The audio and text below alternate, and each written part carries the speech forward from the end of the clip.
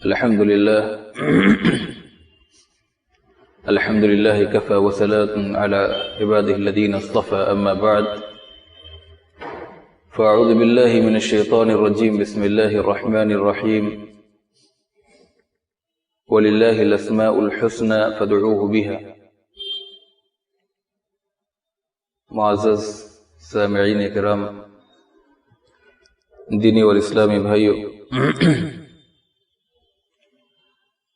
پچھلے دروس میں اللہ تبارک و تعالی کی صفات اور اس کے اسماء سے متعلق کچھ باتیں بیان کی گئی تھی. انہی باتوں میں سے کچھ بات اسماء سے متعلق باقی رہ گئی تھی. یعنی اللہ تبارک و تعالی کے اسماء حسنہ، جو پیارے پیارے نام ہیں اللہ تبارک و تعالی کے،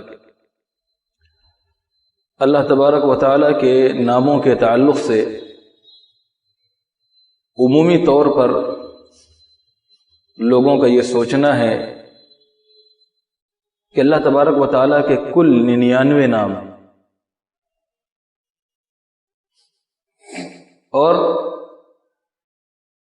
اللہ تبارک و تعالی کے انہی 99 ناموں کو ہی وہ سمجھتے ہیں کہ یہ ایک محصور اور محدود تعداد ہے، اس سے زیادہ اور اس سے کم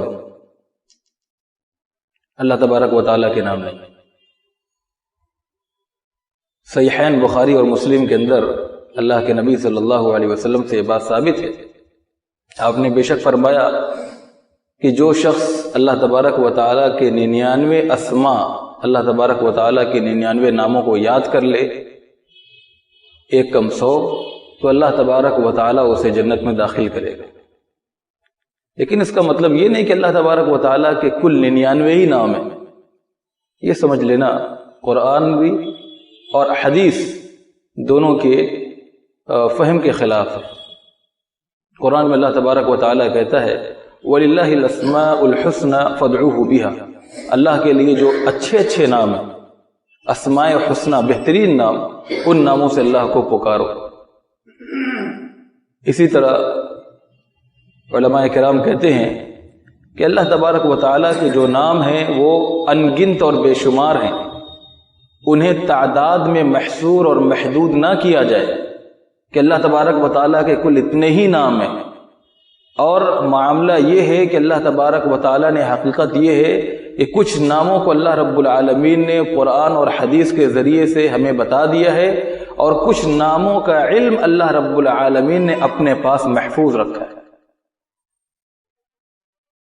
اس کی دلیل مسند احمد کی صحیح روایت ہے. اللہ کے نبی صلی اللہ علیہ وسلم کے بارے میں آتا ہے کہ جب آپ صلی اللہ علیہ وسلم اللہ تبارک و تعالیٰ سے دعا کیا کرتے تھے تو آپ اپنے دعائیہ الفاظ میں یہ کہا کرتے تھے. بہت ہی جامع اور بہت ہی اچھی روایت ہے یہ، اس کے الفاظ بڑے جچے تلے ہیں. اللہ کے نبی صلی اللہ علیہ وسلم دعا کرتے ہوئے کہتے ہیں اسألک بکل اسم هو لک سمیت به نفسک او انزلته فی کتابک او علمته عبدا من خلقک او استأثرت به فی علم الغیب عندک ان تجعل القرآن ربیع قلبی ونور صدری وجلاء حزنی وذهاب حمی وغمی. اللہ کے نبی صلی اللہ علیہ وسلم دعا کرتے ہوئے کہتے تھے کہ اللہ، میں تیرے ہر نام کے وسیلے سے تجھ سے سوال کرتا ہوں. اسألک بکل اسم هو لک، تیرے ہر نام کے وسیلے سے، ہر نام کے ذریعے سے میں تجھ سے مانگتا ہوں، سوال کرتا ہوں. ہر وہ نام سمیت به نفسک جس سے تو نے اپنی ذات کو موسوم کیا ہے، تو نے اپنا نام خود رکھا ہے، ان تمام ناموں کے حوالے سے میں تجھ سے سوال کرتا ہوں. او انزلتہ فی کتابک، ان تمام ناموں کے حوالے سے بھی میں تجھ سے سوال کرتا ہوں، دعا کرتا ہوں جو نام تو نے کتاب یعنی قرآن مجید میں بیان کیے ہیں. او علمتہ احدا من خلقک، اور ان تمام ناموں کے حوالے سے جو تو نے اپنے محبوب مقربین بندوں میں سے اس دنیا میں لوگوں کو سکھا دیے انبیاء کرام کو ان ناموں کے حوالے سے.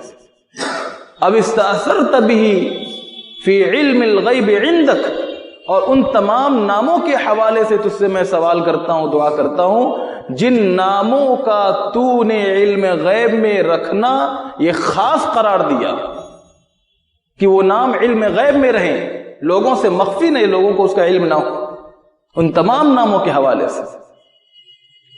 اسی لیے جمہور علماء کہتے ہیں کہ اللہ تبارک و تعالیٰ کے صرف 99 نام نہیں ہیں، اللہ تبارک و تعالیٰ کے بے شمار نام ہیں. کچھ کا ہمیں علم ہوا، کچھ کا علم نہیں ہوا. اللہ نے کچھ کا علم انبیاء کرام کو دیا، کچھ کا علم اللہ رب العالمین نے قرآن و حدیث کے ذریعے سے ہم تک پہنچایا، اور کچھ ایسے بھی اسماء ہیں اللہ رب العالمین کے جو علم غیب میں ہیں، اللہ رب العالمین نے اسے اپنے پاس ہی رکھا ہے، خاص رکھا ہے. اور پھر آپ صلی اللہ علیہ وسلم آگے دعا کرتے ہوئے کہتے ہیں انت جعل القرآن ربیع قلبی، یا پاک پروردگار میں تجھ سے دعا کرتا ہوں تیری صفات کے حوالے سے، تیرے اسماء کے حوالے سے، کہ تو قرآن کو ربیع قلبی میرے دل کی بہار بنا دے، قرآن کو میرے دل کی بہار بنا دے. اور فرمایا ونور صدری میرے سینوں کا نور بنا دے، وجلاء حزنی اور میرے رنج و ملال کی کشائش اور میرے ہم و غم کے ختم کرنے کا ذریعہ بنا دے. بہت ہی جامع روایت ہے یہ، اس پر لمبی چوڑی گفتگو ہو سکتی ہے، بہت ہی پیاری روایت ہے اللہ کے نبی صلی اللہ علیہ وسلم کی. یہ سو جمہور علماء کی سب سے مضبوط ترین دلیل ہے. پہلی بات یہ نوٹ کر کے رکھ لینا چاہیے کہ اللہ تبارک و تعالیٰ کے اسماء کے تعلق سے کہ صرف 99 نام نہیں، اس سے زائد اللہ تبارک و تعالیٰ کے نام. دوسری بات اسماء کے تعلق سے ایک موٹی بات کہ اللہ تبارک و تعالیٰ کو انہی ناموں سے پکارا جائے جن ناموں سے اللہ نے خود اپنی ذات کو مخاطب کیا ہے، پکارا ہے، یا رسول اللہ صلی اللہ علیہ وسلم نے اللہ کو پکارا ہے، یعنی قرآن اور حدیث میں جو نام ثابت ہے. اللہ کے ناموں کا علم کہاں سے لیا جائے؟ کوئی عالم اللہ کو جس نام سے پکار دے، کیا ہم اس نام کو اللہ کے لیے پسند کر لیں گے؟ اللہ کے اسماء، اللہ کے ناموں کے جاننے کا جو طریقہ اور مصدر ہے وہ شرعی نصوص ہے. قرآن اور حدیث، سلف صالحین اور صحابہ کرام سے جو اللہ کے نام ہمیں معلوم ہوئے، وہی نام اللہ کے لیے ہم منتخب کریں گے، انہی ناموں سے اللہ رب العالمین کو ہم مخاطب کریں گے، اور انہی ناموں کے حوالے سے ہم اللہ رب العالمین سے دعا طلب کریں گے، دعا کریں گے. تو اللہ کے نام جاننے کا مصدر اور طریقہ کیا ہے؟ قرآن و حدیث. ان ناموں یعنی ان کے علاوہ اہل فلاسفہ اور صوفیہ حضرات نے اللہ رب العالمین کو الگ الگ ناموں سے مخاطب فرمایا ہر دور میں، جس سے بڑی پیچیدگی پیدا ہو گئی اللہ تبارک و تعالیٰ کے ذات کے تعلق سے. لیکن سلف کا جو مذہب ہے وہ بالکل صحیح ہے کہ اللہ کو انہی ناموں سے موسوم کیا جائے جو نام اللہ رب العالمین نے قرآن و حدیث کے اندر بیان فرمائے. حدیث بھی اللہ ہی کے طرف سے نازل کی ہوئی وحی ہے، اور قرآن بھی اللہ کی طرف سے نازل کی ہوئی وحی ہے، لیکن فرق یہ ہے کہ ایک وحی متلو ہے جس کی تلاوت پر ثواب اور اجر دیا جاتا ہے، اور دوسرا وحی غیر متلو ہے جس کی تلاوت پر اجر نہیں ملتا. تو اللہ رب العالمین کے نام کے تعلق سے دوسرا فریضہ اور دوسری موٹی بات یہ. تیسری بات یہ ہے اللہ رب العالمین کے اسماء کے تعلق سے، اللہ رب العالمین کے اسماء کے تعلق سے سلف صالحین کا جو منہج ہے، سلف صالحین کا جو نظریہ ہے، وہ بہت ہی صاف اور واضح ہے، بہت ہی صاف اور واضح ہے. عام طور پر لوگوں نے اللہ رب العالمین کے ناموں کے تعلق سے عوام الناس کو پیچیدگی میں ڈال دیا ہے، اور انہی پیچیدگیوں کی بنیاد پر لوگ اللہ رب العالمین کے اسماء کے تعلق سے گمراہی میں پڑ گئے. اسی لیے قرآن مجید میں اللہ نے فرمایا کہ وَلِلَّهِ الْأَسْمَاءُ الْحُسْنَى، اللہ کے جو نام ہیں انہی ناموں کے ساتھ اللہ کو پکارو.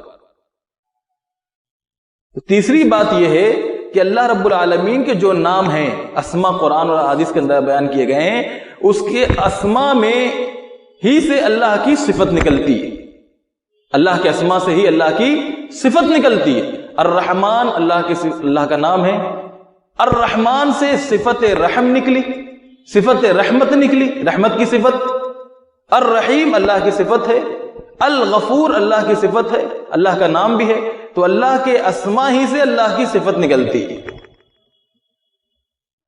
اسما میں اتنی جامعیت ہے کہ ان اسما سے اللہ رب العالمین کی صفت بھی معلوم ہوتی ہے۔ رحمان اس کی رحمت کا علم، غفور اس کی مغفرت کا علم، اس کی طرف سے عفو درگزر کا علم، تو یہ تمام اللہ رب العالمین کے اسما سے جو بیان کیے گئے قرآن و حدیث کے اندر اس کی صفت کا بھی علم ہوتا ہے۔ یہ فائدے کی بات ہے۔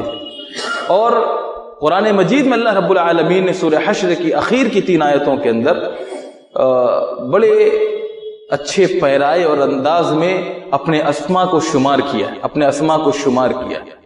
جب دعا کرے انسان تو خاص طور پر ان تینوں آیتوں کا سہارا لے اپنی دعاؤں کے اندر، تو ان دعاؤں کی قبولیت کا ذریعہ بن سکتی ہے۔ ان آیتوں کا پڑھنا ان دعاؤں کی قبولیت کا ذریعہ بن سکتے ہیں جو دعا ہم اللہ رب العالمین سے کر رہے ہیں۔